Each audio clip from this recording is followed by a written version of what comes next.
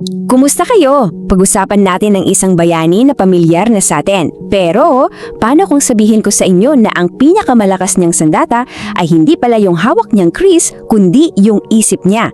Halika, samahan niyo kong buklatin ang hindi masyadong naikukwentong bahagi niyang kasaysayan ni Sultan Kudarat. Kasi madalas, 'di ba, ang imahe natin kay Sultan Kudarat ay yung mandirigmang hindi kailanman nagpasakop. At totoo naman 'yon. Pero sa pagsusuri nating ito, sisilipin natin yung mas malalim. Mula sa pagiging warrior, kikilalanin natin siya bilang isang sovereign diplomat, isang master strategist. So, unang bahagi, higit sa isang mandirigma. Dito, iwan muna natin saglit yung ingay ng labanan at papasukin natin yung tahimik na kwarto kung saan nabubuo ang mga stratehiya. Aalamin natin kung paano yung pinakamatalinong plano ni Kudarat ay nabuo, hindi sa gitna ng digmaan, kundi sa likod ng mga nakasarang pinto. At ito yung pinakapuso ng kwento natin. Para kay Kudarat, ang kalayaan, oo, ipinaglalaban yan sa talim ng espada. Pero pinapanalo rin yan sa talas ng diplomasya. Isang pananaw na nagpapakita kung gaano siya ka-advance mag-isip para sa panahon niya. Okay, ikalawang bahagi, ang dambuhalang banta. Para mas ma-appreciate natin yung talino ng strategy niya, kailangan muna nating damhin yung bigat ng problemang hinaharap niya. At hindi ito basta-basta ha, ito'y isang dambuhalang banta na parang gustong sakupin ang lahat. Tingnan natin tong timeline. Noong 17th century, ang Espanya ay parang di mapigilang alon na unti-unting sinasakop ang buong kapuluan. Nakuha na nila ang Luzon, nasakop na ang Visayas, at ngayon, lahat ng atensyon nila nakatutok na sa huling kuta. Ang Mindanao, ito na lang yung natitirang teritoryo na malaya. Isipin niyo yung pressure.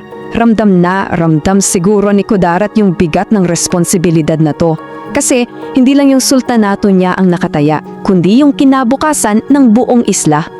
Pero bilang isang matalinong leader, alam niya na hindi sapat yung tapang lang. Tiningnan niya yung realidad, kulang sila sa modernong armas. Kailangan nila ng makapangyarihang kakampi. At higit sa lahat, kailangan nila ng tamang impormasyon. Ikatlong bahagi, ang lihim na alyansa. At dito na papasok yung pinaka-fascinating at aminin na natin, mapangasa na bahagi ng stratehiya niya. Isang plano na siguradong hindi inaasahan ng mga kalaban niya. Isipin nyo, paano mo nga ba lalabanan ang isang global empire? Isang puwersa na mas malaki sa'yo, mas armado, at mas mayaman? Ito yung tanong na kailangang sagutin ni Kudarat. At ang sagot niya?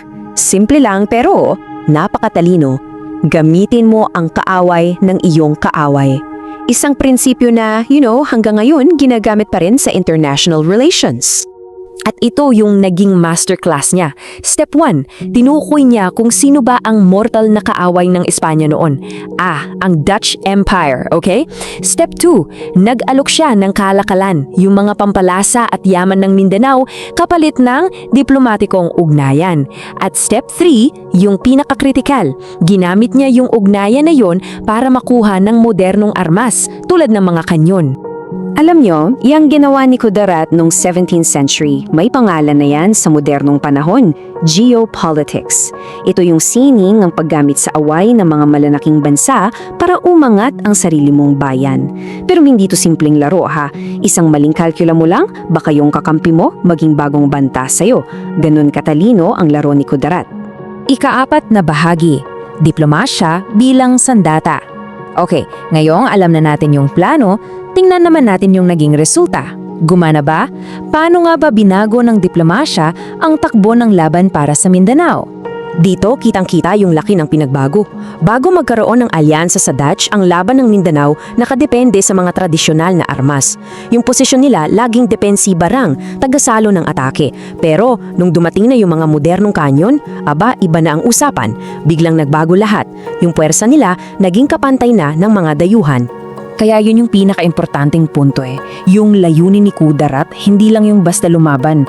Ang tunay niyang gusto ay lumaban ng patas, na may kakayahan silang harapin yung teknolohiya at lakas ng isang global empire ng harapan. At sa huling bahagi, ang aral ni Kudarat. Bilang pagtatapos, ano nga ba yung mga mahahalagang leksyon na iniiwan sa atin ng kwento ng diplomatic genius ni Sultan Kudarat? Unang-una, ang tunay na pamumuno, higit pa yan sa pakikidigma.